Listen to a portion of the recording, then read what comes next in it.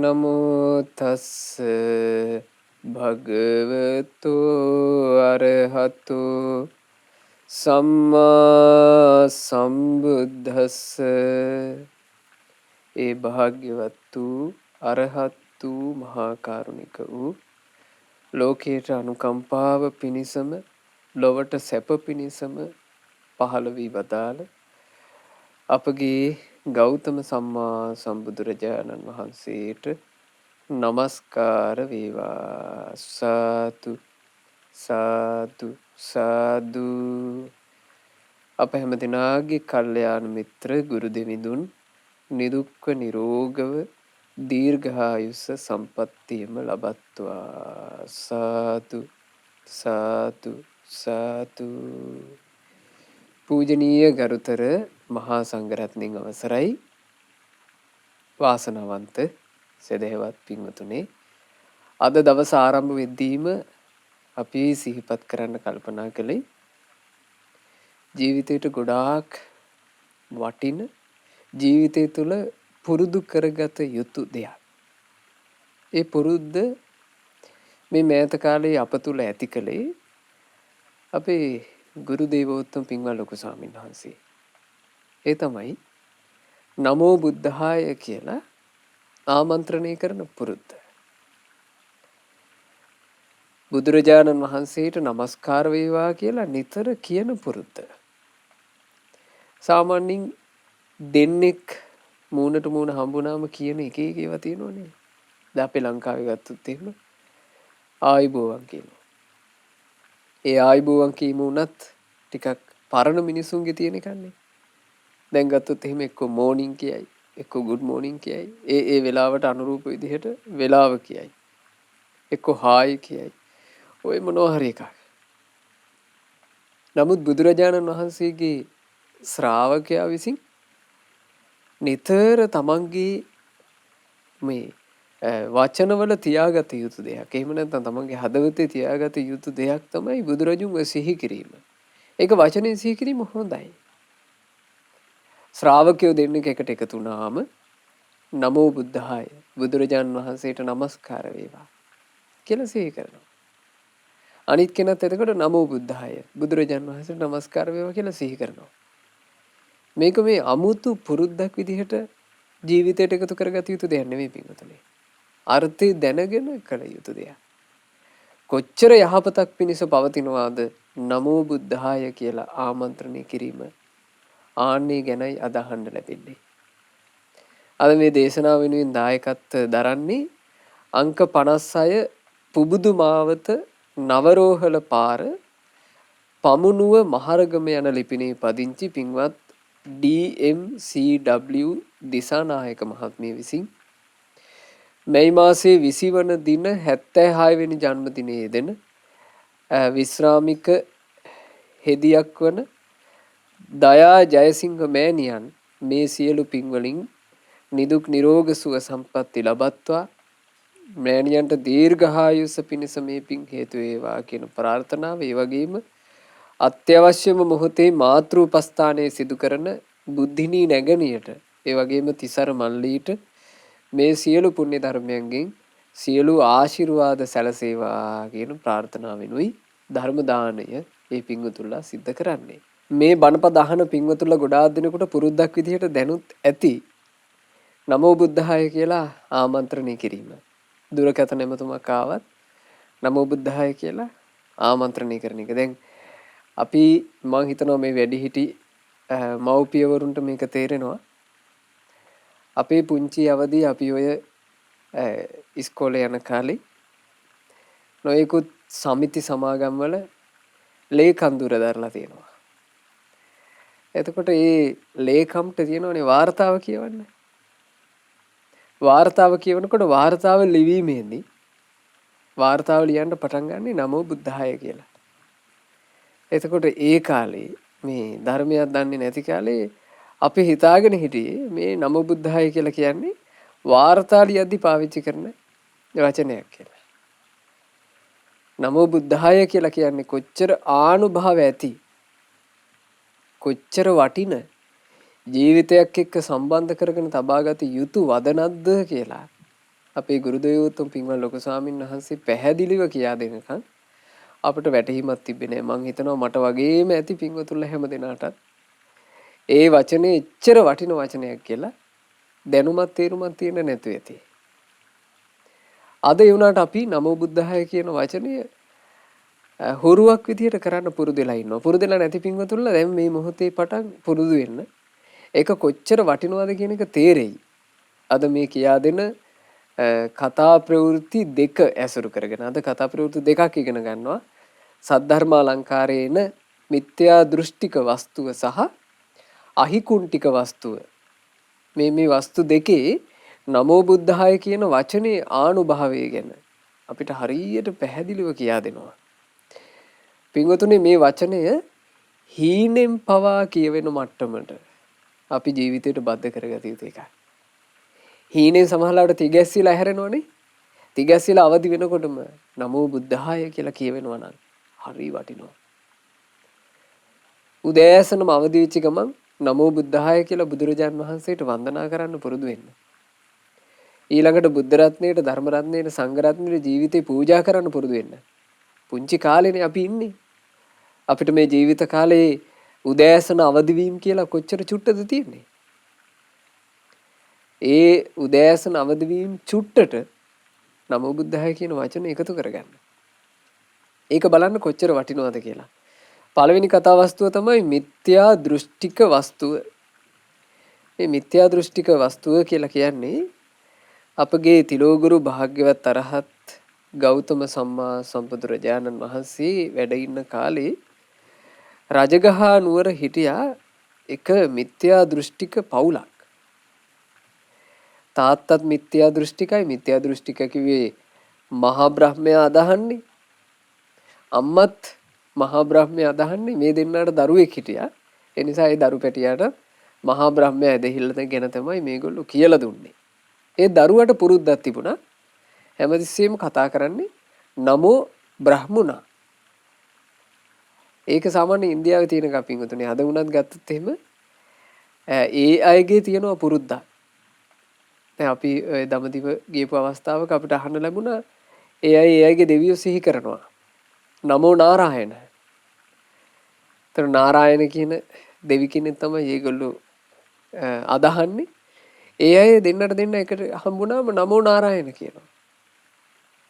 ඉතින් ඒ වගේ ඒක අර ඉන්දියානු සමාජය තුළ අදටත් තියෙනවා යම් යම් විදිහට පුරුද්දක් වගේ. බුදුරජාන් වහන්සේගේ ශ්‍රාවකයෝ තුළ නමෝ බුද්ධාය කියන එක අතීතේ තියෙන්නේ නැති. නමුත් දැන් මේ වෙනකොට දඹදිව් තලේ නම් ඒක අහන්න ලැබෙන්නෙම නැහැ. ඉතින් කොහොම හරි මේ මිසදිටු පවුලේ මේ පුතා නමෝ බ්‍රහ්මුණෝ කියලා තමයි පුරුදු වෙලා හිටියේ. ඔය මිසදිටු පුතාට යාළුවෙක් හිටුවා. ඒ යාළුවා තෙරුවන් සරණ ගියපු කෙනෙක්. එයාගේ මවුත් තෙරුවන් සරණ ගියපු අම්මා කෙනෙක්. පියාත් තෙරුවන් සරණ ගියපු තාත්තා කෙනෙක්. ඒ නිසා මේ පුතාටත් තෙරුවන් සරණ ලැබුණා. මේ පුතා පුරුද්දක් තිබුණා. නමෝ බුද්ධාය කියන්නේ. මේ පුතා හැමතිස්සෙම කතා කරන්නේ නමෝ බුද්ධාය කියලා. මේ යාළුවෝ දෙන්න එකතු වුණාම මුලින්ම මේ දෙන්න මේක කතා කරනවා. අරයා කියනවා නමෝ බ්‍රහ්මුණෝ කියලා. මේ පුතා කියනවා නමෝ බුද්ධාය කියලා. දෙන්න සෙල්ලම් කළා. පන්දු ගැසීමේ සෙල්ලමක්. මේ පන්දු ගැසීම කියලා කියන්නේ ඉලක්කෙට පන්දුව දමලා ගහලා එහෙම තරගයක්. මේ පන්දු ගහීමේදී පන්දු අතට අරගෙන අර තෙරුවන් සරණ ගියපු පුතා ගහන්නේ නමෝ බුද්ධාය කියලා. පන්දු අතේ තියාගෙන එයා කියනවා නමෝ බුද්ධාය කියනවා. ඒකල ගහනවා. හරියට ඉලක්කයට වදිනවා. අර නමෝ බ්‍රහ්මුණෝ කියලා ගහනවා. ඔය කොහෙවත් යනවා. ඉලක්කයට වදින්නේ. හැමදාම නමෝ බ්‍රහ්මුණෝ කියන එක නා පරදිනවා. නමෝ බුද්ධාය කියන පුතා දිනනවා. දැන් අර මිසදිටු දරුවට හරි වේදනයි. මෙයාට කවදාවත් දිනන්න නැහනේ. දවසක් මෙයා තමන්ගේ යාළුවගෙන් අහනවා ඈ මිත්‍රයා ඔහෙමයි හැමදාම දිනන්නේ. ඔය හැමෝම දිනන්නේ ඔහෙ විශේෂ මන්ත්‍රයක් දන්නවද කියලා අහුවා. එතකොට ඔහු කිව්වා යාළුවා එහෙම විශේෂ මන්ත්‍රයක් කියලා මගේ එහෙම එකක් නැහැ. ඉතින් ඔබට ඇහෙනවනේ මං කියන දේ. මං කියන්නේ නමෝ බුද්ධාය කියලා විතරයි. මං එහෙම කියලා තමයි ගහන්නේ. එතකොට අර මිසදිටු පුතා මේකවත් කරලා හරියයිද කියලා බලන්න. බෝලේ අතට අරගෙන නමෝ බුද්ධාය කියලා ගැහුවා. ගහපු ගමන් හරියට ඉලක්කයට වැදුණානේ. බෝලේ හරියට ඉලක්කයට වැදුණා. දින්නා. දැන් මෙයාට හරි සතුටුයි. මේ පුංචි ළමයිනේ. මෙයා කල්පනා කළා මේක නොවැ වැඩි. මං එහෙනම් අදින් පස්සේ බෝලේ ගහනකොට නමෝ බුද්ධාය කියලාම ගහන්න ඕන. දැන් මේ පුතා අර පරම්පරාවෙන් ආපු ක්‍රමය වෙනස් කරගත්තා. නමෝ බ්‍රහ්මනෝ කියන එක මෙයා අතෑරියා. දැන් මෙයා හැමතිස්සෙම කියන්නේ නමෝ බුද්ධාය කියලා. නමෝ බුද්ධාය කියනවා, පන්දුව ගහනවා, මෙයක් දිනනවා. දැන් දෙන්නගේ ජය පෙරදුන් සමාන වුණා. මේ පුතාට මේක පුරුද්දක් විදිහට තියෙනකොට ඔන්න කාලේ ගත වුණා. මේ දෙන්න හිටියේ රජගහනුවර. දවසක් මේ මිත්‍යා දෘෂ්ටික පුතා තමන්ගේ අම්මා තාත්තා එක්ක දර අරගෙන ඉන්න නගරයෙන් එළියට ගියා. දර අරගෙන එීම පිණිස නගරයෙන් එළියට. නගරයෙන් එළිය කියලා කිව්වම පින්වතුනි අද නගරත් එක්ක අපිට හිතා ගන්න අමාරුයි මේක. ඒ කාලේ රජවරු පාලනය කරද්දී නගරයේ ප්‍රධාන ප්‍රාකාරයකින් වට කරනවා. දර වගේ දෙයක් අරගෙන ඉන්න ඒ පවුරු දොරෙන් එළියට යන්න ඕන. මේ ප්‍රාකාරයේ උදේ අරින වෙලාවක් තියෙනවා. හවසට වහන වෙලාවක් තියෙනවා. එතකොට දෙමව්පියෝ දෙන්න මේ ප්‍රාකාරයෙන් එළියට කරත්තේ අරගෙන ගිහිල්ලා දරු පැටියව කරත්තේ තියලා දර හොයාගෙන ආවා. දර හොයාගෙන ඇවිල්ලා ඔන්න දර පැටෙව්වා. දර පටවලා මේ අම්මා තාත්තා දෙන්නට තිබුණා බඩු මුට්ටු වගේක් අරගන්න නගරේ ඇතුලේ මේ පොළට ය아가න්න. ඒක තියෙන්නේ නගරේ ඇතුලේ. පුතා අරගෙන ගියොත් එහෙම පොලක කරදරේනේ. එයාත් එක එක වෙයිලනවනේ. ඒස අම්මා තාත්තා කිව්වා පුතේ එහෙනම් ඔයා කරත්තෙට වෙලා ඉන්න. අම්මයි තාත්තා ඉක්මනට පොළට ගිහින් එනවා. අම්මා තාත්තා දෙන්න පොළට ගියා විතරයි පොළේ කාර්ය බහුල වුණා. වෙලාව යනවා තේරුන්නේ. ගේට්ටු වැහුවා. දැන් අම්මයි තාත්තයි නගරේ ඇතුලේ පුතා නගරින් එළියේ ඊළඟ දවසේ එළි වෙනකන් මේගොල්ලන්ට එකතු වෙන්න බෑ. ඉතින් ඒ කාලේ රජ අනනේ. අනනම් අන තමයි. ආයේ මේ අනේ පුතා එළිය අපිට ගන්න ඕන කියලා එහෙම අරගන්න බෑනේ ලේසි. අම්මයි තාත්තයි දෙන්න ඇඬු කඳුලේ පොඩි දරුවෙක් මේ කළුවරේ මොනවා වෙයිද? ඇතුළට වෙලා හිටියා. දැන් පුතා එළියේ රෑ බෝ වීගෙන එනවා. කළුවර වැටෙනකොට මෙයාගේ හිතටත් බයයි. මෙයා නමෝ බුද්ධාය කියන එක මුමුණ හිටියා. කරත්තේ යට කොටසේ තියෙනවනේ අර මල්ලක් වගේ එල්ලලා ඔය කරත්ත දැකලා තියෙනවද දන්නව ඇති. බඩු අරගෙන යන්න මෙහෙම යටින් මල්ලක් වගේ එල්ලලා තියෙනවා. මේ පුතා ඕකට නැගලා ඕකේ නිදාගත්තා. දැන් බඩගින්නේ අම්මා තාත්තා ළඟනේ කට්ට කළුවරයි බයයි. මෙයා නමෝ බුද්ධාය කියලා මුමුණ නිදාගත්තා. පුංචි දරුවා හින්දා ටික වෙලාවක් යනකොට නිින්ද ගියා. රෑ මැදියම් වේලේ වෙනකොට මිනිමස් කන පිසාචයෝ දෙන්නෙක් මෙතනින් යනවා. යද්දි මේකුන්ට අර දරු පැටියාගේ ඉව දැනුණා. මේ දරුවාට ලං වුණා. ලං වෙලා එක යකෙක් මේ දරුවාව දැහැ ගන්න අදහසින් ඇඟෙන් ඇද්දා. අදිනකොටම පුතාට ඇහැරුණා. ඇහැරෙද්දිම කියුණා නමෝ බුද්ධාය කියලා කියුණා. දැන් බලන්න මේ මිසදිටු දරුවෙක් නමෝ බුද්ධාය කියන එකේ තේරුම දන්නේ නැහැ. මහා ලොකුවට අර්ථය දැනගෙන නෙමෙයි. හැබැයි මේ වචනේ මම එකයි කිව්වේ නමෝ බුද්ධාය කියන වචනේ ආනුභාවයයි අද ඔබට අහන්න ලැබෙන්නේ කියලා. ඒ වචනේ කොච්චර ආනුභාව සම්පන්නද? නමෝ බුද්ධාය කියන මේ දරුවා කිව්වා. කිව් ගමන් හරියට ගින්දරක් අතට අහුණා වගේ මේ පිසාචේ අත ගත්තා. අපේ මේ තෙරුවන් සරණ ගියපු තුන් ලෝකාග්‍ර වූ බුදුරජාන් වහන්සේගේ ශ්‍රාවක දරුවෙක්නේ.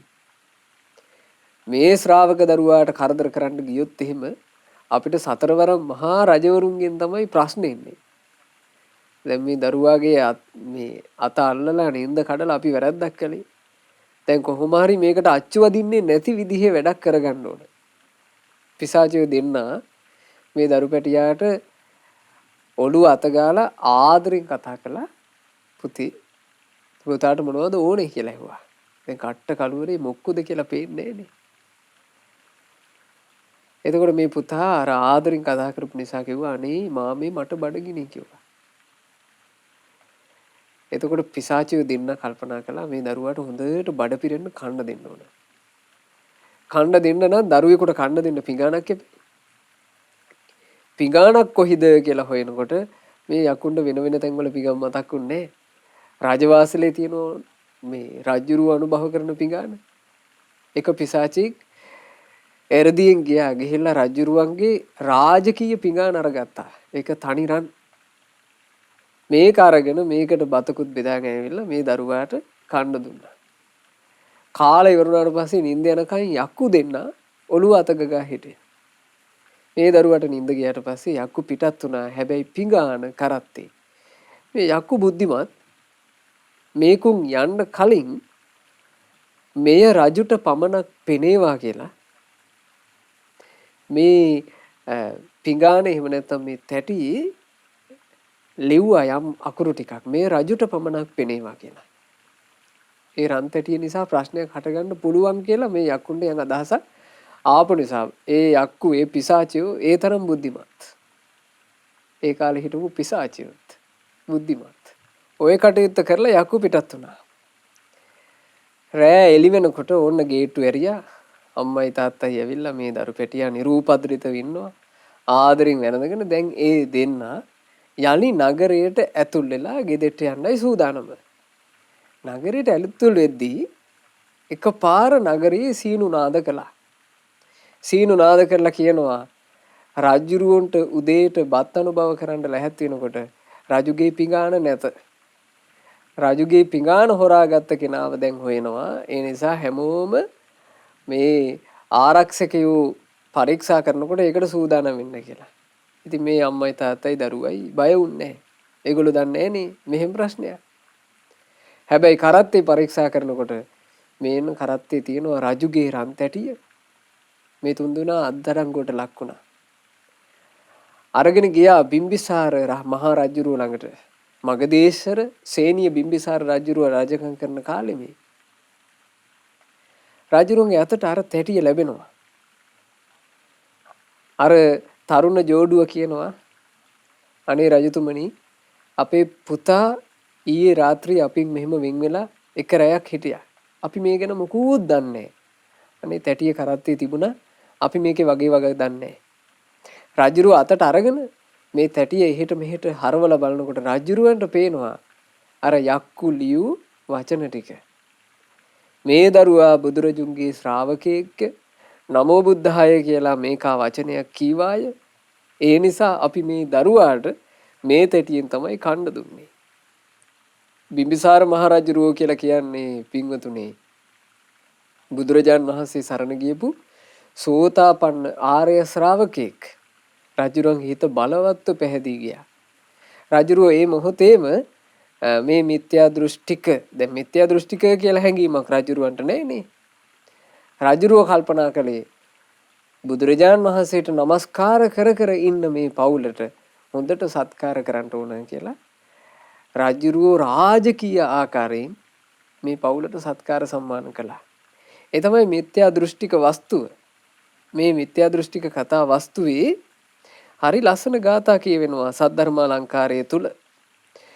යතාපි සිකිනෝ නාදං බුජංගානම් භයවහං යම් අයුරකින් මොනරාගේ නාදය බුජංග කියලා කිව්වේ සර්පයන්ට බය ඇති කරනවා.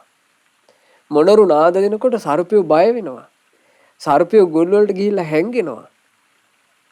සර්පයන්ගේ මේ බිහිතිය ඇති කරන නාදයක් මොනර නාදය. ඒවම් බුද්ධෝති වචනං අමනුස්සාන බයවහං ආන් ඒ වගේමයි බුද්ධ කියන වචනේ. බුද්ධ කියන වචනේට නීච ගණේ පහත් ගණේ අමනුෂ්‍යෝ පිසාචයෝ යක්ෂයෝ බයටපත් වෙනවා. යතා මන්තස්ස ජප්පේන විලයන් යාති කිබ්බිසං මන්ත්‍රය ජප කිරීමෙන් විසනසී යනවා වගේ. ඒවම් බුද්ධානුභාවේන භායන්ති කුණපාදක බුද්ධ කියන වචනෙන් පිසාචයෝ ලං නොවි පලා යනවා කියනවා. අග්ගින් පත්වා යතා සිත්තන් දූරතෝව විලියති හරියට ගින්දර ලං වෙනකොට ඉටි උණු වෙනවා වගේ. ගින්දරක් ලං කරනකොට ගින්න ඈත තියෙද්දීම ඉටි උණු වෙන්නේ නැද්ද? බලන්න අපි ඉටිපන්දම අලවන්න ඕන වුණාම මේ ඉටිපන්දම පත්තු කරලා අපි හිතමු ඒ ඉටිපන්දම වැටෙන්නේ නැති වෙන්න අපිට අලවන්න ඕන. එතකොට අපි මොකද කරන්නේ? පොඩ්ඩක් යටින් ගිනි කූර තියලා ඉටිපන්දම යටින් රත් කරනවා චුට්ටන්නේ. රත් කරපු ගමන් මොකද වෙන්නේ? උණු වෙනවා. ගින්න ලං වෙන්න ඕනේ නැහැ. යාන්තම් ගින්න දුර තියෙද්දි ඉටි උණු වී යනවා. දිස්වා නේවං සරණං ගතං පේතා පින්තාව දූරතෝ. ඕන් ඔය වගේමයි තෙරුවන් සරණ ගියපු උදවිය දැක නීච අමනුෂ්‍යෝ දුරින්ම මගේ හැරලා යනවා. ඒ තෙරුවන් සරණ කියලා කියන්නේ පින්වතුනි ඒසා ආනුභාව සම්පන්න එකක්. ඒ නිසා මේ ජීවිතයක් ඇතුලේ අපිට තෙරුවන් සරණ යන්න ලැබුණා කියලා යමක් ඇද්ද? ඒක තමයි අපේ වාසනාව. ඒක හොඳට තේරුම් අරගෙන තෙරුවන් සරණ ඊළඟට මේ නමෝ බුද්ධාය කියන වදන මේවා ජීවිතෙත් එක්ක සම්බන්ධ කරගත්ත දේවල් බවට පත් කරගන්න. එක එක වචන අපි ජීවිතේට සම්බන්ධ කරගෙන නැද්ද? එක එක වචන ආදරය කරන අයට එක එක වචන දානවා. ඒ වචනෙන් මේ අයට කතා කරනවා. අපි එක එක වචන ජීවිතේ හුරු කරගන්නවනේ. ඒ වචන අතරට අනිවාර්යෙන් එකතු කරගන්න නමෝ බුද්ධාය කියන වචනය. මෙහි කියවෙනවා මෙහෙම. බුද්ධ කියන උතුම් වචනය හරි අద్භූත වූ අකුරු කිහිපයක්. සබ්බෝ පද්දව නාසාය තිරපාකාර මුග්ගතං. හැම උවදුරක්ම නසන ස්ථිරසාර පලිහක් වගේ මේ බුද්ධ කියන වචනේ. බුද්ධ කියන වචනය උවදුරු නසන පලිහක්. පලිහ කියලා කියන්නේ කඩු වලින් ආයුධ වලින් ගහනකොට ආරක්ෂා වෙන්න තියෙන දේනේ. පලිහෙන් ආරක්ෂා වුණොත් එහෙම කඩු පාර වදින්නේ නැහැ. මුගුරු පාර වදින්නේ නැහනේ. ආන් ඒ වගේ කියනවා මේ බුද්ධ කියන වචනය. බුද්ධ කියන වචනය ගැන කියන්න පුළුවන් මෙහෙම. හරියට සත්ත්‍ය රතන පාසාදං සත්‍රුවණින් කරවපු සුන්දර ප්‍රාසාදයක් වගේ මේ වචනේ. තමේව වජිරං ගුහං හොඳ ආරක්ෂිත කිසිවෙකුටත් සිඳින්න බැරි දියමන්ති ගුහාවක් වගේ. තමේව නාවං දීපන්තං හරියට සසර දුක කියන සංසාර සාගරය කියන සයුරේ නොගිලී පිහිටා සිටීම පිණිස තියෙන සොඳුරු නැවක් වගේ බුද්ධ කියන වචනේ. ආරක්ෂිත දූපතක් වගේ. තමේව කවචං සුභං හොඳ ආරක්ෂිත යුද සන්නාහකයක් වගේ. යුද සන්නාහකය කියලා කිව්වේ පිංගුතුනේ යුද ඇඳුම. යුද්ධයට සැරසෙන අය ආරක්ෂිත ඇඳුම් අඳින්නේ. ආන්න ඒකට කියනවා යුද සන්නාහකේ. තමේව සිරසී භාසන්තං කිරීටං රතනාමයක්. සදහැවතෙක් මේ බුද්ධ කියන වදනින් තමන්ගේ ජීවිතේ සරස ගන්න ඕන කියනවා. හරියට මේ වගේ හිස මුදුනේ පළදින මැණික් කිරීටයක් වගේ රත්න කිරීට කියලා ඒ කාලේ හිස මුදුනේ පළඳලා තියෙනවා. ඊළඟට නළලේ තියෙන තිලකයක් වගේ බුද්ධ කියන වදනින් සැරසෙන්න. නේත්‍ර යුග්මයේ තවරන අඳුම් වගේ බුද්ධ කියන වදනින් සැරසෙන්න. දෙකන් වල පළඳන කරණාභරණයක් වගේ බුද්ධ කියන වදන පළඳ ගන්නට. ගෙලේ පළඳින රන් මාලයක් වගේ මේ බුද්ධ කියන වදනින් සැරසෙන්න. කරහරහා පළඳන ඒකා වැලයක් වගේ ඒකා වැල කියලා කියන්නේ මේ ශරීරේ හරහාට දාන එක. අන්න ඒ වගේ සැරසෙන්න. ලස්සන මුතු හරක් වගේ බුද්ධ කියන වදනින් සැරසෙන්න. බාහුවල පළඳන අංගදහා බරණයක් වගේ අත්කරේ සරසන වලයාභරණයක් වගේ ඇඟිලිවල පරදින රුවන් මුදු වගේ රුවන් මුතු කුඩේකින් සැරසෙනවා වගේ බුද්ධ කියන වදනින් සැරසෙන්න.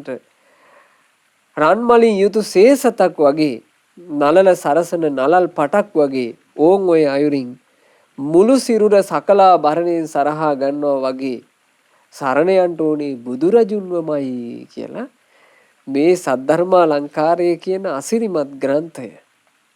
මම මේ ග්‍රන්ථය ගැන දේශනා මාලාව ආරම්භ වෙද්දීම ඔබට කිව්වා. ජීවිතය අලංකාර කරන ග්‍රන්ථය කියලා. බලන්න ජීවිතේට කොච්චර අලංකාර දේවල් පිංගුතුනේ එකතු වෙනවද මේ පොත කියවනවනම් මෙහි ධර්ම කාරණා ඉගෙන ගන්නවනම් මේ වෙනකොට අපි දේශනා කීපයක්ම කළා.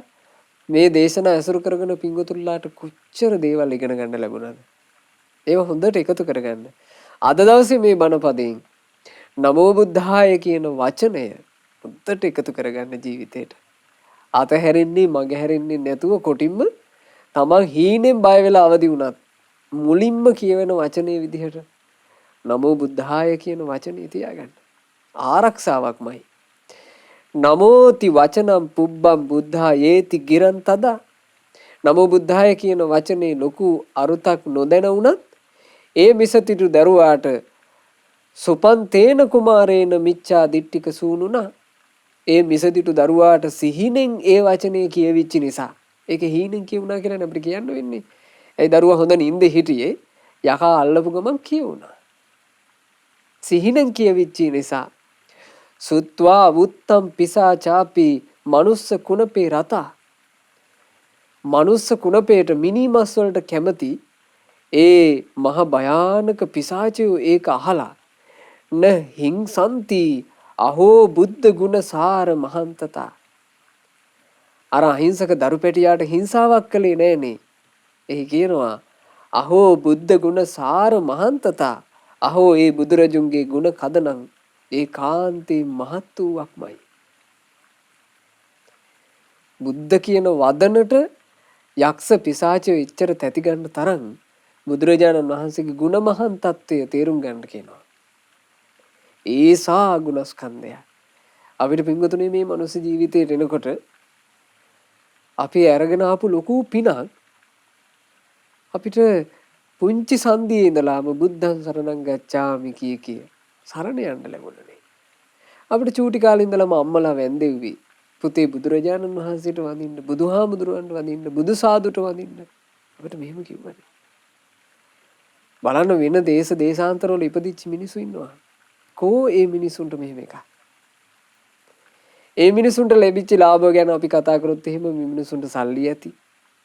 ඒ මිනිසුන්ට අනිත් වත්පොහසත්කම් ඇති. හැබැයි ඉතින් සල්ලි වත්පොහසත්කම් ඔක්කොමත් එක්ක ඉඳලා ඒ මිනිස්සුත් අසරණ වෙලා මැරිලා යන්නේ නැද්ද? එහෙව් ලෝකයක අපි ඊටාම කීප දෙනෙකුට බුදුරජාන් වහන්සේ සරණ යන්න ලැබුණා කියලා කියන්නේ පින්වතුනි. ඒක ගොඩක් විශේෂ දෙයක්. ඒ විශේෂත්වය කොතනින්ද නිර්මාණය වෙන්නේ? පිනේ. අපිම රැස් කරගත්ත පිනෙන් අපට මේ විශේෂත්වය නිර්මාණය කරලා දුන්නා. ඒක රැක ගැනීම කියන එකත් අප සතුවම තියෙන එකක්. ඉතින් මේ මිත්‍යා දෘෂ්ටික කතා වස්තුව සද්ධර්මාලංකාරය අවසන් කරන්නේ මෙන්න මේ අවවාදයෙන්. ජිනේන්ද්‍රයන්ගේ නම සිහිනෙන් කියා කිසි භයක් නොමැතිව විසූ මේ පවත් අසා. මේ ප්‍රවෘත්තිය මේ වස්තුව හොඳට අහන්න කියනවා. ජිනේන්ද්‍රයන්ගේ නම සිහිනෙන් කියලත් කිසි බයක් නැතුව වාසය කළා කියන කතාව.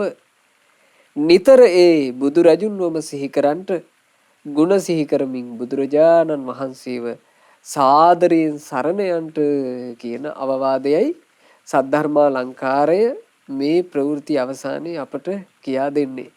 ඒ නිසා මේ අවවාදය හොඳට හිතේ දරාගෙන තස්මා මුනින්දං සතතං සරාත.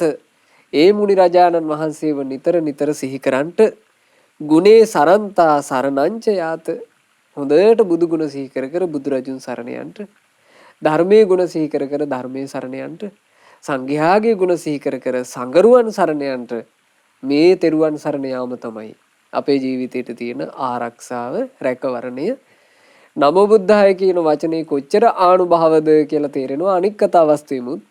ඒකට කියන්නේ අහිගුන්ටික කතා වස්තුව කියලා.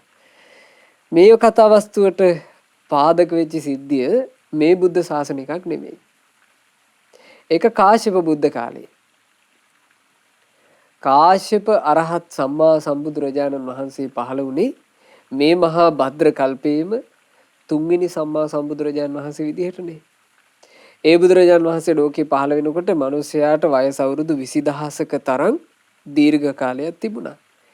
ඉතින් ඒ කාශ්‍යප සම්මා සම්බුදුරජාණන් වහන්සේ ලෝවැස්සන්ව සංසාර සාගරයෙන් එතර කොට නිවන් පුරයේ ආරක්ෂා සලසා තමන් වහන්සේ නිම කරන ලද බුද්ධ කෘත්‍ය ඇතිව කසීරට සේතව්‍ය නුවර සේතව්‍ය නමින් ප්‍රසිද්ධ වෙච්ච උයනේදී අනුපාදිශේෂ පරිනිර්වාණ ධාතුවින් පිරිනුවම් පා වදාලා. කාශ්‍යප බුදුරජාණන් වහන්සේගේ පරිනිර්වාණයත් එක්ක සිද්ධ වුණේ ධාතු ඒක ඝන වීම. ඒක තමයි බුදුරජුන්ගේ අදිෂ්ඨානය. දැන් අපේ අරහත් ගෞතම සම්මා සම්බුදුරජාණන් වහන්සේ පිරිනිවෙනකොට අදිෂ්ඨාන කළේ පින්වතුනි ධාතු විසිරෙන්න. ධාතු විසිරිච්ච නිසා තමයි අපිට ධාතුන් වහන්සේලා ඒ තැන්වල ගොඩාක් වැඳ ගන්න ලැබෙන්නේ. හැබැයි කාශ්‍යප බුදුරජාණන් වහන්සේ ධාතු ඒක ඝන වෙන්න අදිෂ්ඨාන කරපු නිසා ශාරීරික ධාතුවක් විදිහට වන්දනා කරගන්න ලැබුණේ බුදුරජාණන් වහන්සේව එක තැනකදී. ඊට අමතරව පාරිභෝගික ධාතුන් වහන්සේලා වන්දනාමාන කරලා තියෙනවා. ඒ බුදුරජාණන් වහන්සේ ජීවමානව වැඩ ඉද්දී ලබා දීපු කේශ ධාතුන් වහන්සේලා ආදී වන්දනා කරලා තියෙනවා. ඒ ඇරුණුකොට ධාතුන් වහන්සේලා ඒක ඝන වෙලා හරියට තනි රණින් කරපු පිළිමයක් වගේ පිහිටියා. එතකොට කාශ්‍යප බුදුරජාණන් වහන්සේ සරණ ගියපු බ්‍රහ්මයෝ, දෙවිවරු, මිනිස්සු, නාගයෝ ආදී මේ සියලු දෙනා ඒක රාශී වුණා බුදුරජුන්ට සෑය කරවන්නට. ඒ නිසා මේ සෑය විශේෂ සෑයක් බවට පත් වුණා. මේ සෑය සම්පූර්ණයෙන්ම බාහිරින් පෙවුනේ තනි රණි. ගඩොල් ඔක්කොම බාහිර ගඩොල් ඝන රත්තරන්. ඒ දෙවියන්ගේ දෙව්ලොවින් ලැබෙන රන්, නාලොවින් ලැබෙන රන්, මේ ඔක්කොම වස්තු සම්භාරات එක්ක තනිකරම ඝන රණින් මේ සෑය කරවන්න පුළුවන් වුණා. මේ සෑයේ උස කොච්චරක් ඇද්ද? 4 ගව්වක් උස මහා රන් දෑගැබ. සාමාන්‍යයෙන් අපි දකින මහා සෑයන් අතරේ ස්වර්ණමාලී සෑය අඩි 321ක්. කොච්චර උසද බලන්න. ගව් 4ක් උසයි කියලා කියන්නේ කොහොම දැවැන්ත සෑයක් තියෙන නැද්ද? මේ සෑ රජාණන් වහන්සේව හැඳින්වුවා ඒ කාලේ ස්වර්ණ මහා සෑය. රත්තරන් පාටින් බබලන නිසා මේට කිව්වා ස්වර්ණ මහා සෑය. ඔය ස්වර්ණ මහා සෑය වඳින්න බ්‍රහ්මයෝත් බ්‍රහ්ම ලෝකේ ඉඳලා එනවා. දෙවියෝත් දෙව්ලොවේ සිට එනවා. නාගයෝත් නාලොවේ සිට එනවා. මිනිස්සුත් සාදු සාදු කියලා සෑය වඳිනවා. ඔය කාලේ තමයි මේ සිද්ධිය වෙන්නේ. එක අහිගුන්ටිකේ ගම් නියංගම් රාජධානී ආදී නයි නටවා තමන්ගේ ජීවික වෘත්තිය කරගෙන යනවා. මේ පුද්ගලයාගේ වැඩේ නයි අල්ලලා අර නලාව පිඹ නයි නටවන එක. නයි නටෝලා මෙයා කී හැරි හොයා ගන්නවා. ඔහොම ඇවිදගෙන යනකොට එක කුඩා ගමකට ආවා. මේ ගම සමීපෙට වෙන්නේ කියන්නේ මේ ගමේ ආසන්න තැනක තමයි ඔය රණ්ඩාගැබ තිබුණේ. ස්වර්ණ මහා සෑය තිබුණේ ගමට ආසන්නේ. මේ ගමේ ඉන්න මිනිස්සු නමෝ බුද්ධාය කියන වචනේ හුරු වෙලා හිටපු පිරිසක්. දැන් මේ අහිගුන්ටයකයාට එහෙම ආගමක් දහමක් නැති එකෙක්. නයි අල්ලලා නයි නටෝ ජීවත් වෙනවා. ඒකෙන් හම්බ වෙන එකෙන් ওই මොන හරි කරගන්නවා. මේ මිනිස්සයා යනකොට මේ ගමේ විශේෂයි. මේ ගමේ මිනිස්සු හැම තිස්සෙම නමෝ බුද්ධාය කියන වචනේ පාවිච්චි කරනවා. දෙන්නෙක් හම්බුනත් නමෝ බුද්ධාය කියනවා. සාමාන්‍යයෙන් ඕනම උත්සවාදයකට මූලිකම දේ බවට නමෝ බුද්ධාය පත් කරගෙන තියෙනවා. ගමේ හැම කටයුත්තක්ම ආරම්භ වෙන්නේ ওই නමෝ බුද්ධාය කියන වචනේ පෙරට අරගෙන. ඉතින් මේ ගම්මානේ නයි නටෝ ඉද්දී මේ අහිගුන්ටිකයාට ඔය නමෝ බුද්ධාය කියන වචනේ හුරු වුණා. මේ මිනිසයා කල්පනා කළා නමෝ බුද්ධාය කියපු ගමන් මේ මිනිසුන්ට ඒක ප්‍රියයි. ඒ නිසා මගේ බිස්නස් එක සරු කරගන්නත් මේ වචනේ මම පාවිච්චි කරන්න ඕන. දැන් අහිගුන්ටිකයන් මොකද කරන්නේ? නයි නටවන්න ගිහිල්ලා ඒ මිනිස්සු පිරිසක් එකතු වෙලා ඉන්න තැනකට ගිහිල්ලා මෙයා කියනවා නමෝ බුද්ධාය කියනවා. කිව් ගමන් අර මිනිස්සු හරි සතුටුයි. මිනිස්සුත් කියනවා නමෝ බුද්ධාය කියලා. එතකොට අහිගුන්ටිකයා අහනවා මේ මොකෝ කියන්නේ නයි නටුම බලමුද? ඉතින් මිනිස්සු එකතු වෙනවා මෙයා නයි නටවනවා මෙයාට සල්ලි ලැබෙනවා. මෙයා එතකොට මේ බිස්නස් එක සරු කරගන්න පාවිච්චි කළා නමෝ බුද්ධාය කියන වචනේ. ඔහොම දවස ගත වුණා. ඔහොම ගත වෙද්දී පින්වතුනේ මේ මිනිසයා දැන් මෙයා ගාව එක නයි හිටියා. අහිගුන්ටිකේකට ණයෙත් දැක්කොත් එහෙම දැක්ක ගමන් ණයාපස්සේ පන්නන් ගිහිල්ලා මන්තර මතුරලා අල්ලනවනේ. ඔය අහිගුන්ටිකයන්ට කියනවා නයින්ව අඩපණ කරන මන්තර. මේ මන්තරෙන් ණයාව අඩපණ කරලා තමයි අල්ලන්නේ. දවසක් මේ පුද්ගලයා ඇවිද යනකොට මේ පුද්ගලයාට දකින්න ලැබෙනවා එක නාගයෙක්. ඒ නාගයා හරි හැඩයි. මේ නාගයාව දැක්ක ගමන් මේ පුද්ගලයාට මේ ණයාව අල්ලගත්තා නම් හොඳයි කියලා හිතුණා. පින්වතුනි මේ සාමාන්‍ය ණයෙක් නෙවෙයි. මේ නාග රාජයෙක් දිව්‍ය නාගයෙක් නයිවෙස් අරගෙන තමයි මේ යන්නේ. මේ නාගයා පැමිණ තියෙන්නේ රන් සෑය වඳින්න. බුදුරජාණන් වහන්සේගේ රන් සෑය වැඳලා ඒ වන්දනාව ඉවරලා මේ ණයා පිටත් වෙලා යන ගමන් මේ අහිකුට්ටිකයට හම්බුණා. මේකා මැතිරුවා. අර ණයාව අල්ලගන්න මැතිරුවා. මතුරනකොට නාගයන්ට මේකේ මොකක් හරි දැනෙනවා ඇතිනේ. අර නාගරාජයාට යම් ශාරීරික වේදනාවක් හටගත්තා. නමුත් මේ නාගරාජයා එහෙම එක මන්ත්‍රයකින් අල්ලන්න පුළුවන් જાති ආනුභාවය අඩු එකෙක් නෙමෙයි. නාගරාජයාට කේන්ති ගියා.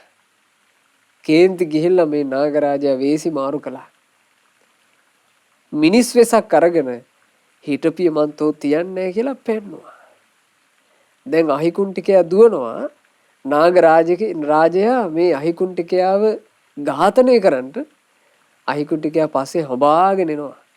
දුවලා හැටි වැටිලා මේ අහිකුන්ටිකයා පෙරළුණා. නාගරාජයා ටික ටික ලං වුණා.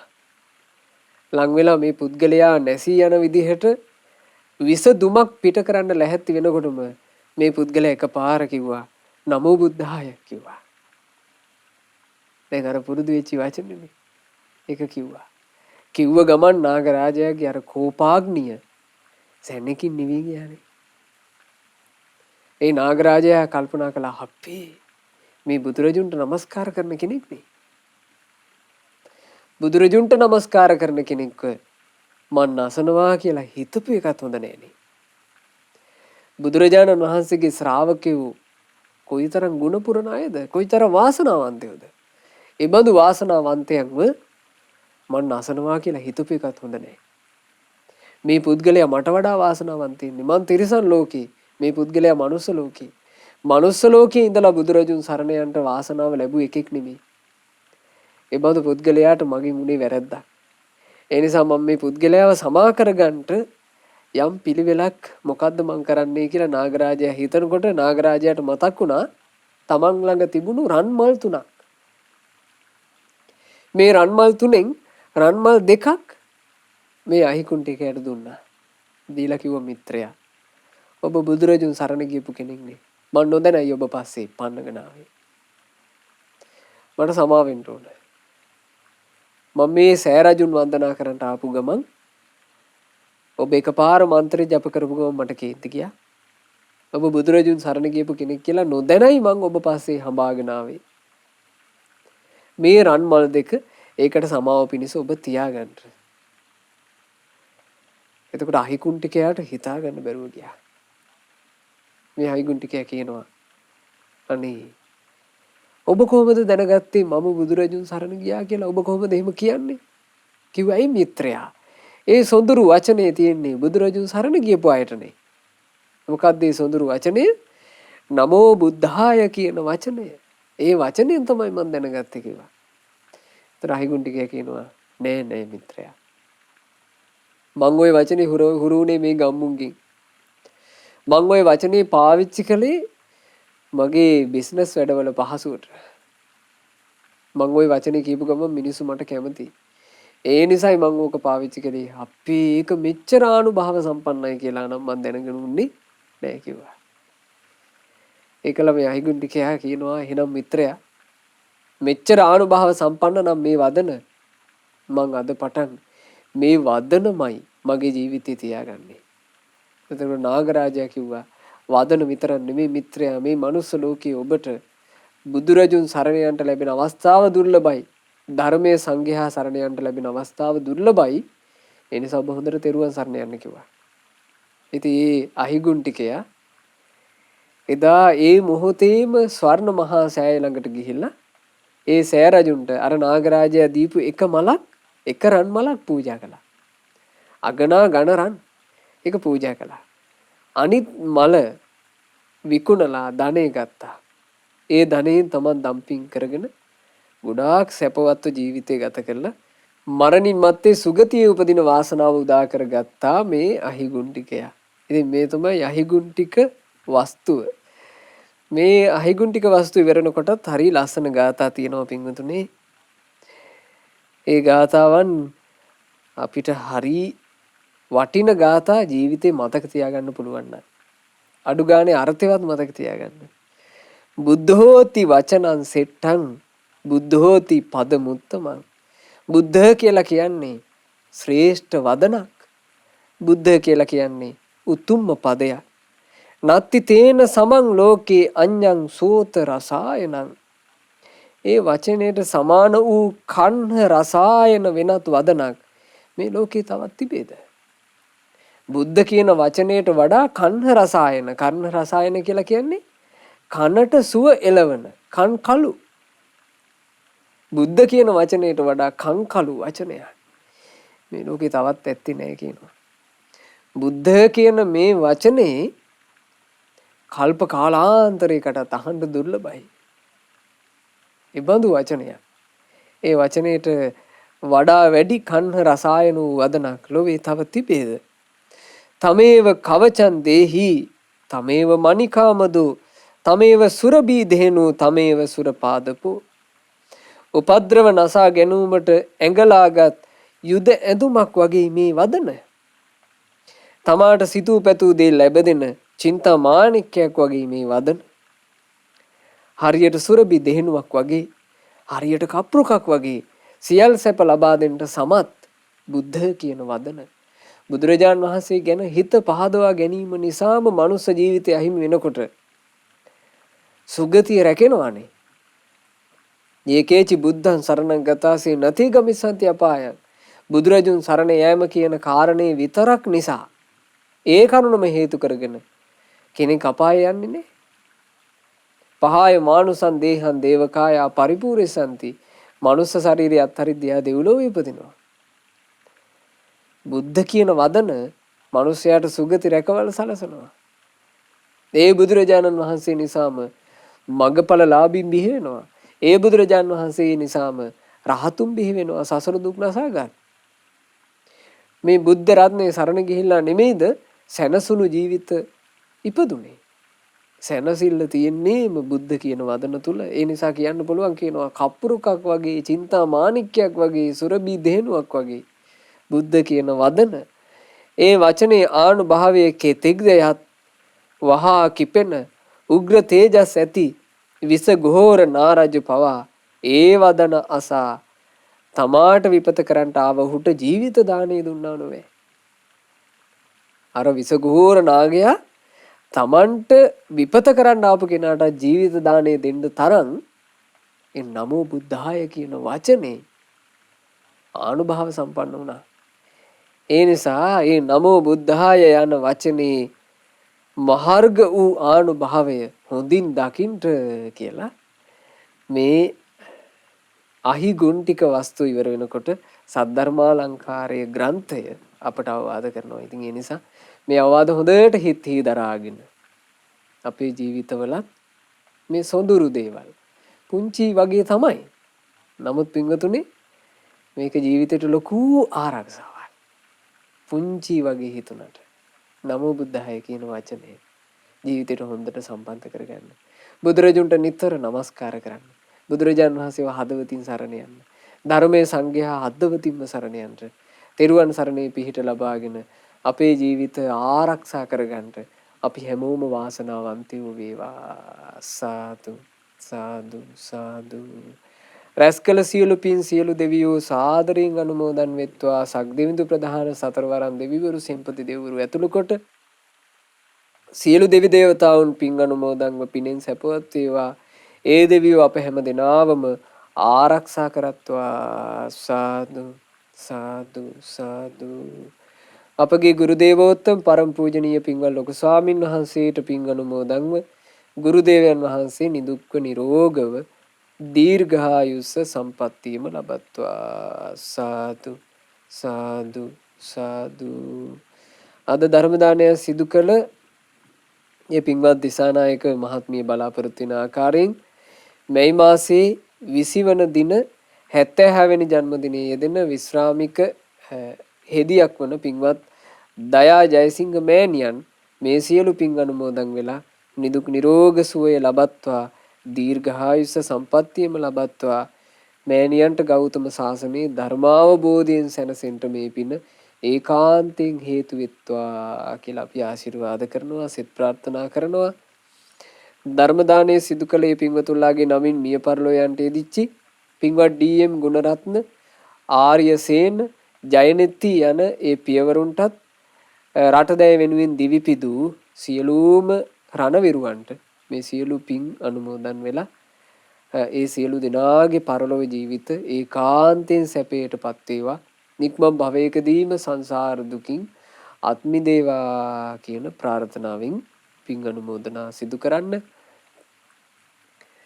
මෑණියන්ට උපස්ථාන අත්‍යවශ්‍යම මොහොතේ ඒ මාතෘ උපස්ථානයේ සිදු කරන බුද්ධිනී නැගණියට මේ සියලු පින් අනුමෝදන් වෙත්වා. තිසර මල්ලීට පින් අනුමෝදන් වෙත්වා. ඒ දෙදෙනාට මේ සියලු පුණ්‍ය ධර්මයන්ගේ අනුහස් බෙලින් රත්නත්‍රයේ ආශිර්වාදයෙන් සියලු යහපත සියලු අභිවෘද්ධිය සැලසේවා.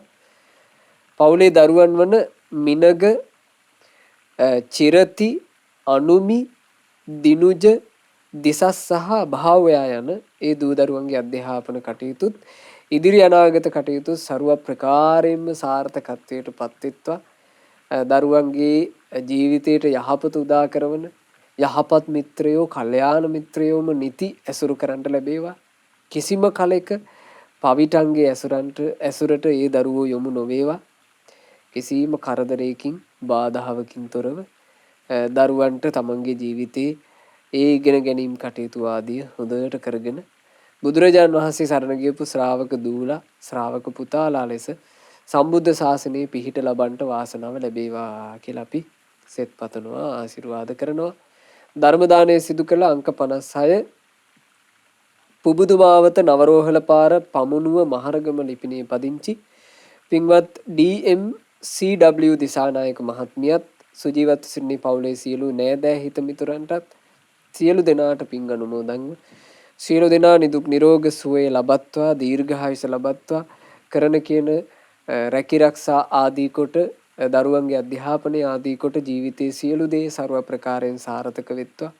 කරදර බාධා දුරු වෙත්වා. සැනසෙල්ලේම දිවි ගෙවන්නට ලැබෙත්වා.